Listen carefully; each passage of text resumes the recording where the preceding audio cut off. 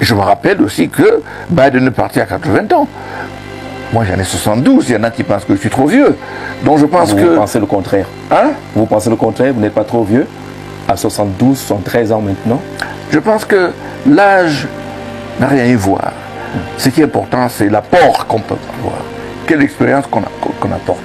J'ai passé 25 ans de ma vie à travailler dans les autres pays pour régler les problèmes dont nous souffrons. Et chaque fois que j'ai pris la parole, que ce soit au Togo, ou bien à RDC, ou bien au Libéria, ou bien, et j'en passe, la première question qu'on me pose, c'est « Mais chez vous alors, pourquoi vous ne faites pas ça ?»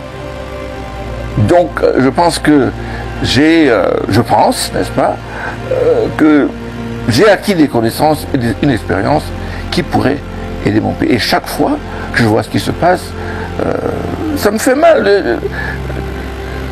J'ai une position quasiment, unique, parce que j'ai grandi dans une famille politique. J'ai vu mon père lutter pour la réunification.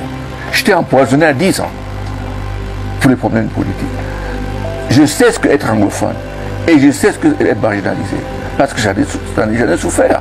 Donc, pour d'autres personnes, peut-être la politique c'est un jeu, mais pour moi c'est un vécu. Après avoir essayé par-ci, par-là pour résoudre le problème, on n'a pas pu. J'ai approché l'Africa Forum, qui est l'association des anciens chefs d'État africains. J'ai eu rendez-vous avec le président Thabo Mbeki, qui a été désigné par le président du groupe, de voir ce qu'il avait lieu de faire. Il est donc question d'avoir un forum au Kenya. Le président Uhuru avait donné son accord, où on inviterait 500 Camerounais de tous les bords pour s'asseoir et parler comment résoudre ce problème. Le président Thabo Mbeki avait ce mandat, il a écrit, il a demandé, bon, qu'on n'a pas répondu, et on planifie cette réunion donc pour Nairobi, avec l'accord et avec le soutien de quelques pays étrangers. Mais quand on avançait vers la date pour convoquer les uns les autres, il y a eu Covid. Et c'est ça qui a donc suspendu le processus. Donc vous voyez bien que je travaille dessus, je voyage, je parle aux Camerounais, et je leur dis que la voie de la violence, est-ce que ça mène nécessairement à la solution? Il y en a qui commencent à comprendre. Et la même question est posée à l'État. Où ça nous a amené, cette voie de la violence? Alors, si au soir d'octobre 2025, vous êtes élu président, vous allez régler définitivement cette affaire? Vous avez les clés? Je sais de quoi il s'agit. Et régler un problème, c'est tout d'abord de savoir de quoi il s'agit. Il y en a qui parlent, qui ne savent même pas de quoi il s'agit. Ils ne savent même pas de quoi il s'agit. Je sais de quoi il s'agit. J'ai vécu dedans. J'étais dans la promotion quand il y a eu la réunification. Je sais de quoi il s'agit. Donc, dites-vous bien, cher ami, l'Assemblée nationale n'a jamais convoqué qui que ce soit. Dites-nous, qu'est-ce qui se passe au Nord-Ouest? Quels sont les problèmes? Grand débat, merci beaucoup. On m'a invité là-bas, j'ai écouté. Au grand dialogue. Au grand dialogue, excusez-moi, le grand dialogue. J'y étais. Je n'avais pas droit à la parole. On vous a refusé la parole ou vous n'avez pas trouvé d'intérêt à prendre la parole? Mais écoute, il y avait une liste de gens qui nous donnaient la parole, déjà dressée. J'ai vu huer le sultan Bobo Joya. Dans Joya, je ne sais pas, c'est Bobo Joya. Je suis hué parce qu'il a seulement suggéré qu'il faut une limitation de mandat. Statut spécial. Et statut spécial, cher ami, était dans la Constitution en 1996, qui était en fait mis dans la Constitution pour, par ruse. Parce que mon père, le docteur Fontaine, insistait que le système qui est si mieux au problème anglophone, c'est un système fédéral. On a dit, bon, région autonome, ça va aller. Ils ont dit non, il faut un système fédéral. Il dit non, en tout cas, ce qu'on va faire, on va faire des régions autonomes.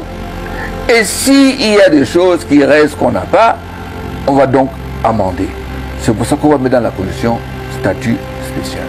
En 96. Oui. Et on nous sort ça du chapeau, comme un lapin, pour dire, bon, écoutez, bon, ben voilà, statut spécial, ça va régler les problèmes. Ça règle quoi? Décentralisation? Qu'est-ce qui est décentralisé? On a un ministère de la décentralisation qui centralise tout ce qui se passe.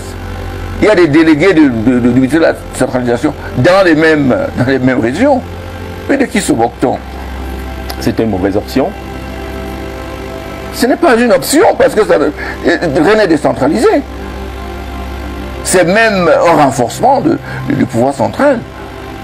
On a un système qui est fait d'un réflexe où on a peur que les personnes élues parlent. Alors, la crise anglophone, c'est un sujet fondamental de la campagne électorale. La crise pour anglophone, ceux qui aspirent à gérer le Cameroun. Écoute, la crise anglophone concerne tout le pays. Oui. Vous avez entre 700 000 et 1 million de personnes qui sont parties de chez eux. Et je saisis toujours l'occasion pour dire que l'histoire de vie, de living together, de vivre ensemble, ça concerne les gens qui font des discours. Parce que les Camerounais accueillent du côté francophone des centaines de milliers d'anglophones. Oui. Ils leur donnent le terrain, ils leur donnent les maisons. J'ai vu une femme de mon village à Bangkok où je partais à Douala, elle m'a reconnu. On lui a donné le terrain, elle vend maintenant le bobol. J'ai dit, mais si la guerre finit, tu vas partir, repartir. Elle me dit, je ne suis pas sûr.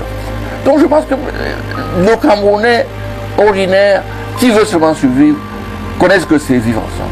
Bon, on a monté ça en discours. Il n'y a pas de haine entre les Camerounais. Il y a des gens qui pensent que la haine peut être un bon utile politique.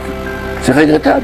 Alors pour sortir de ce sujet, est-ce qu'il y a, pas un bâton magique, est-ce qu'il y a une méthodologie qui puisse être efficace pour qu'on sorte quand même de cette situation qui a déjà suffisamment endeuillé le Cameroun?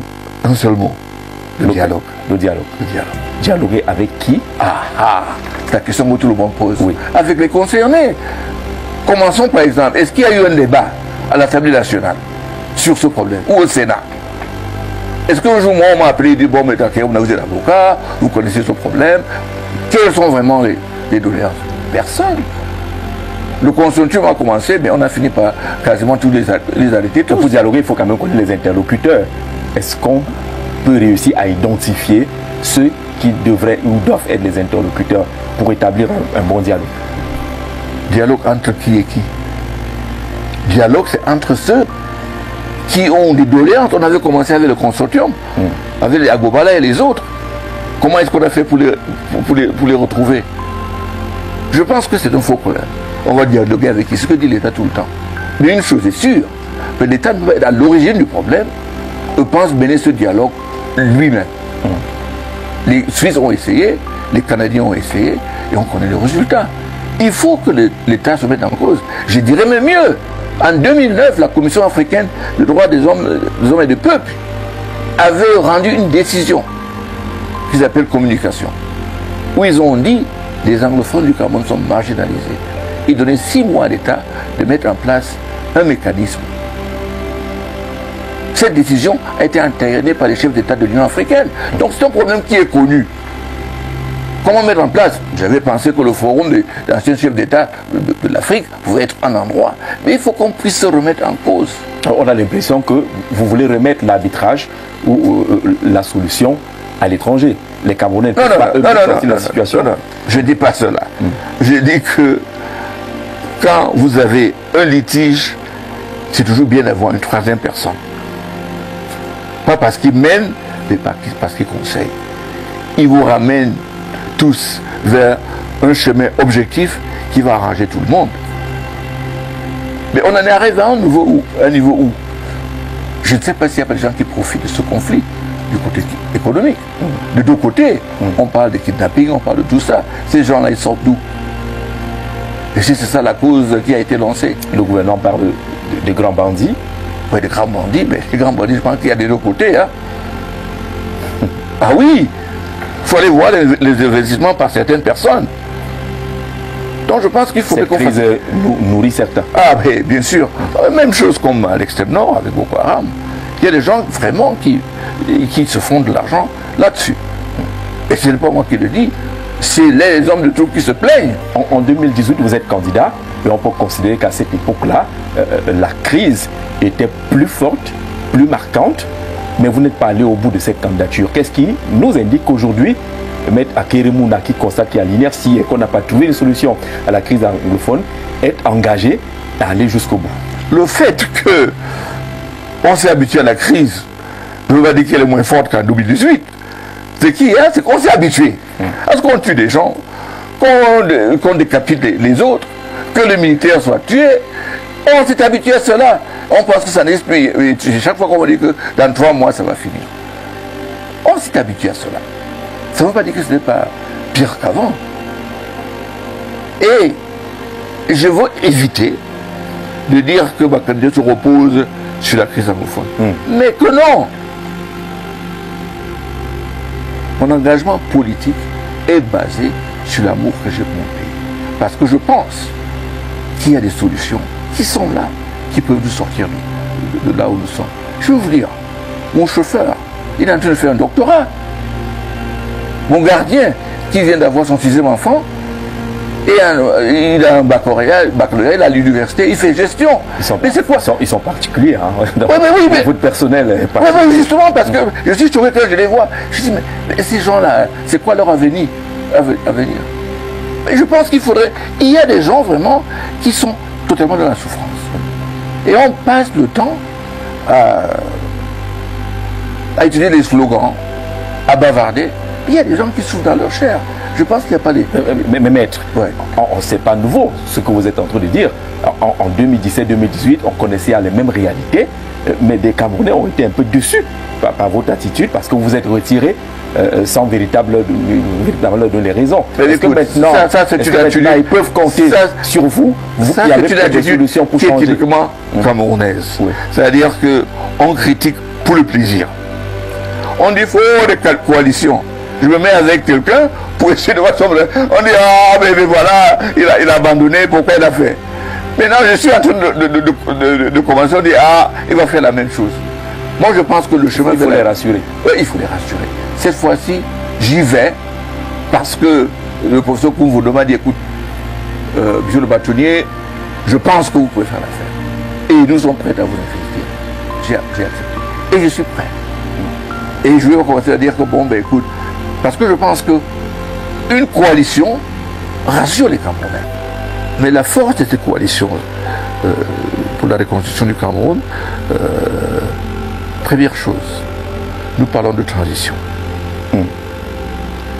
Deuxième chose, mettre en place les conditions importantes, n'est-ce pas, pour résoudre le problème de la crise anglophone. Et troisième chose, revoir notre système en matière de gouvernance et de corruption. Il y a d'autres piliers qui concernent revoir les textes, les institutions, les infrastructures. Il y a plusieurs parties, le social. Et c'est ça qui nous a fédérés. Nous avons passé des mois et des mois ensemble pour sortir ce document. Ce que j'avais déjà fait en 2018, j'ai rassemblé des experts, on a sorti un document de presque 500 pages qui fait une évaluation 360 degrés du Cameroun. Ce document, on l'a. Donc on a fait un travail de fond.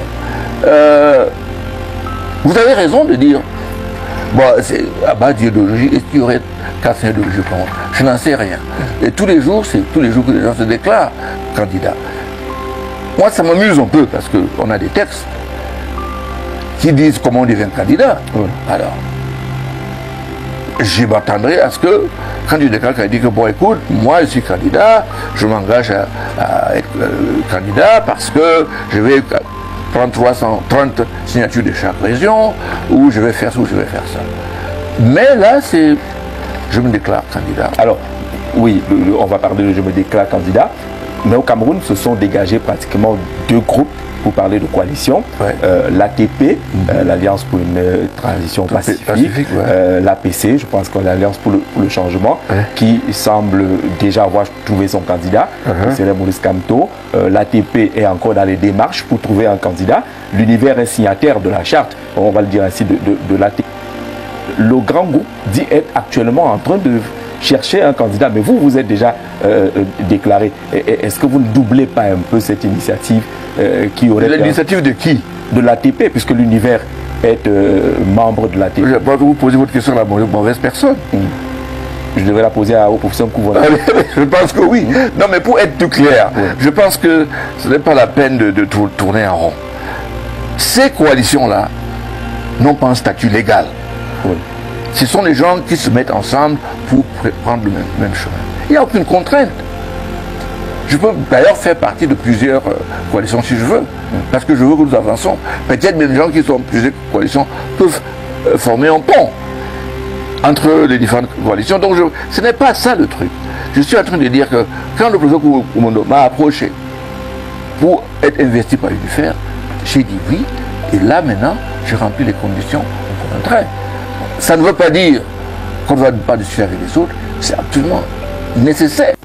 Je suis favorable à une candidature unique, je n'en sais rien, mais je suis favorable à un candidat consensuel. Unique, ça va être difficile. C'est quoi la différence? La différence est que un seul candidat. Candidat consensuel, ça veut dire que vous êtes à 30 et il y a 2 personnes qui disent que c'est nous ou rien.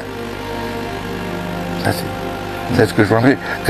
Au Sénégal, il y avait des gars comme Idrissa Seck, il y avait aussi l'ancien maire de Dakar, qui étaient des gars très puissants.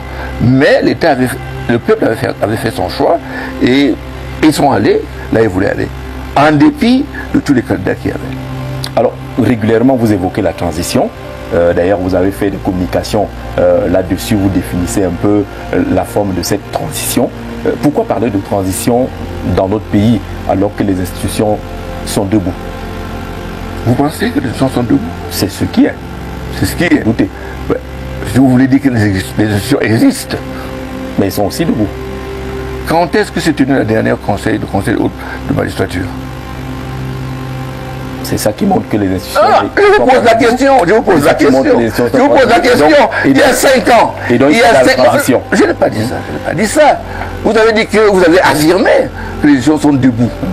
Il y a 4 ou 5 ministres qui sont décédés. Ils ont été remplacés. Nous avons un problème systémique. Nous avons un train qui roule depuis 1961. Oui. Et nous constatons aujourd'hui que ce train perd la vitesse et si on ne fait pas attention, le moteur va s'arrêter. Et c'est le peuple qui va payer. Alors le train avance quand même, avec quelques manquements. Selon vous. Le moteur ronfle. S'il avance, je n'en sais rien. Il ronfle sur place? C'est possible. Moi je pense. Si vous avez 8 ans, quand le président actuel est venu au pouvoir, aujourd'hui vous en avez 50. C'est comme vous avez. Oui. Vous avez donné 50. Oui. Et c'est le seul système que vous avez connu. Et on ne peut pas continuer à prêcher que, vraiment, on doit changer le système. Non. Tous ces gens-là, il y en a plein qui sont compétents, qui connaissent leur boulot. Il faudrait qu'on fasse l'espace, qu'on les démontre que c'est leur compétence qui va les permettre. Au lieu de laisser courir un système où on dit qu'acistocratie, le gouvernement par les incompétents. C'est-à-dire que où les gens sont là où ils sont, à cause de leur affiliation politique, à cause de ce qu'ils connaissent, mais pas à cause de ce qu'ils connaissent eux-mêmes. Donc, il faut cette transition. Il faut une véritable rupture.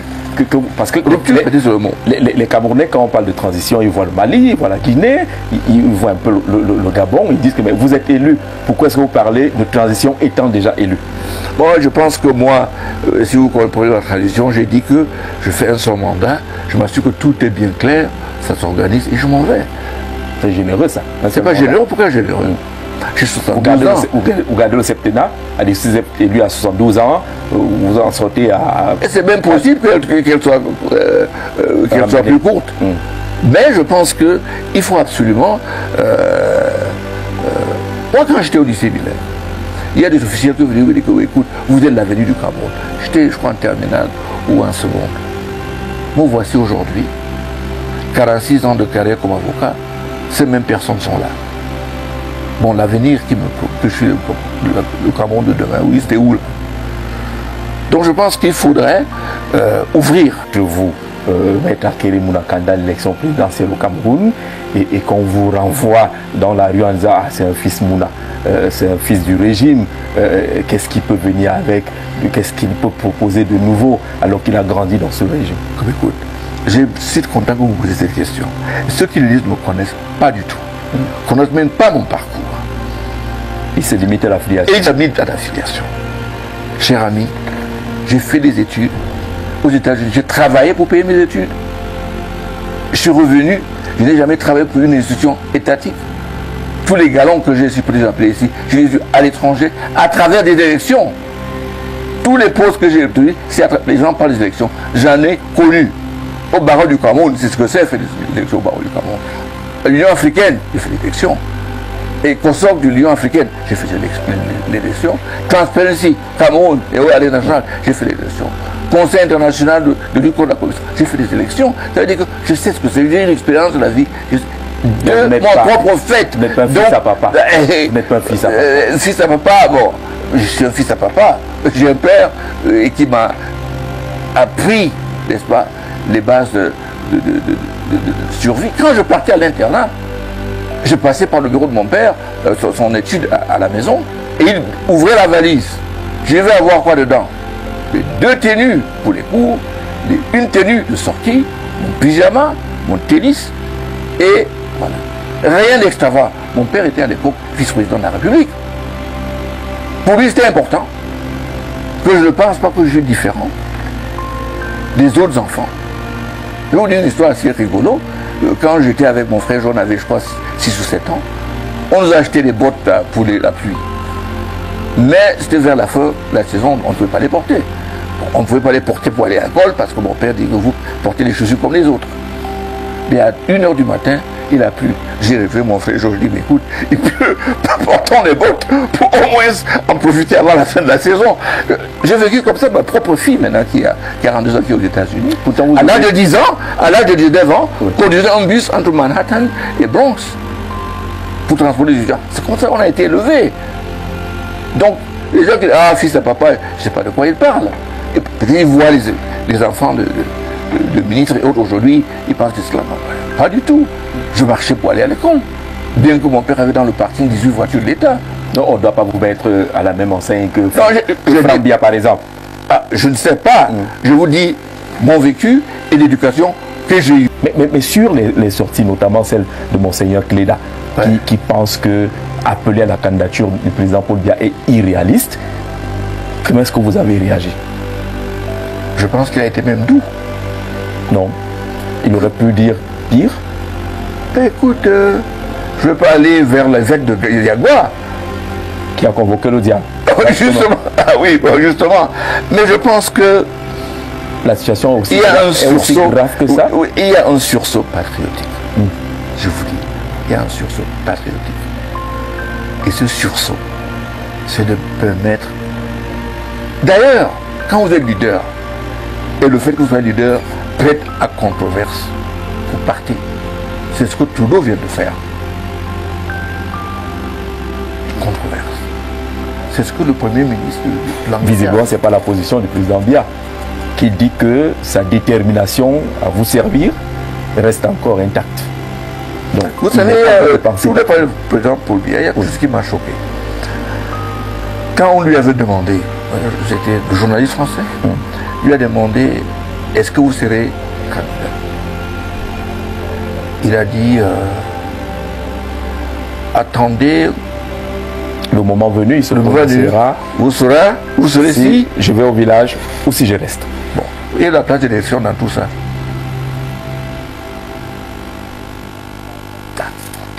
Les élections peuvent l'envoyer. Oui, ça veut dire que les élections qui reste au pape dépend de lui. Et c'est le système qu'on a. C'est le système. Vous voulez nous donner l'impression que vous ne croyez pas aux élections? Non. Mais j'y crois. Et je pense que la seule porte de sortie que nous avons pour mettre le Cameroun du pied est devant un Cameroun paisible. Bien sûr que je crois aux élections. Et je voudrais que aussi les Camerounais y croient. Croire. J'ai passé 4 ans pour enquêter sur la corruption dans Glencore. Vous vous rendez compte que des gens sont d'un niveau de témérité qui vendent le pétrole du pays à 70% de décompte. Et aucune enquête. Et cela dit, oh, il n'y a rien. Puis elle dit, oh oui, on a déposé plainte. Et puis, plus rien. Mais quand même, 30% de décompte. 400 000 barils de pétrole vendus, je crois, en avril 2020. Des documents tronqués. Il a été dit que c'est tout le système opaque. AMF dit la même chose. Le Tchad, j'ai dit tantôt, dit que vraiment nous allons partir ailleurs avec, parce que la corruption au Cameroun, ça ne nous permet pas d'utiliser votre port. Tous ces gens disent ça. Haïti a dit la même chose. Est-ce que vous ne pensez pas qu'avec tant de cris, il y a quelque chose qui ne va pas? Mais quand même. Et les gens maintenant ont vu que bon, rien ne se passe. On va faire, puis quoi encore? Mais ils ont raison. Ils ont raison. Dernièrement, Bourbon, qui a été condamné à Marseille, en France. On a condamné des employés de Bourbon pour avoir corrompu les Camerounais. Et ils ont été condamnés. Mais qui sont ces Camerounais qu'ils ont corrompus? On est maintenant comme un pays de drogue de l'Amérique latine où des avions partent du Nigeria avec des billets de banque dans un avion loué pour venir payer des officiels camerounais. Est-ce que vous êtes fiers de ça, vous? Mais quand même, on en parle partout dans le monde entier. Le plus grand scandale d'un trader à pétrole, Glencore, Cameroun est concerné. Et nous, mais rien ne se passe. J'ai porté plainte aussi comme citoyen, comme le code me le permet. On ne m'a jamais appelé un seul jour. Je dois dire que quand même, il y a le ministre des Finances qui fait un travail, n'est-ce pas, qui compte des impôts. Mais les gars qui ont volé tout ça là, ils sont peinards.